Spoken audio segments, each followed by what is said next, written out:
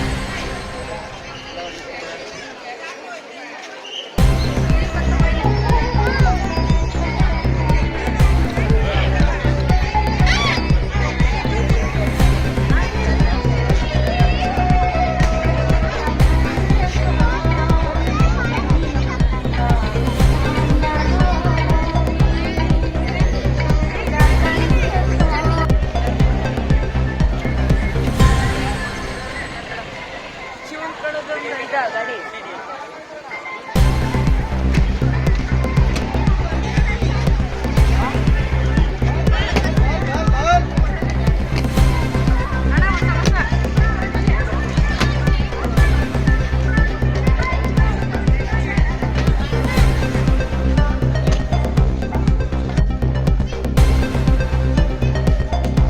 ಮೂಡಲ ಧ್ವನಿ ಹರಡ ಕನ್ನಡ ಯೂಟ್ಯೂಬ್ ಚಾನಲ್ಗೆ ಒಮ್ಮೆ ಸಬ್ಸ್ಕ್ರೈಬ್ ಮಾಡಿ ಬೆಲ್ಲೈಕನ್ ಪ್ರೆಸ್ ಮಾಡಿ ಹೊಸ ಹೊಸ ವಿಡಿಯೋಗಳನ್ನ ನೋಡ್ತಾ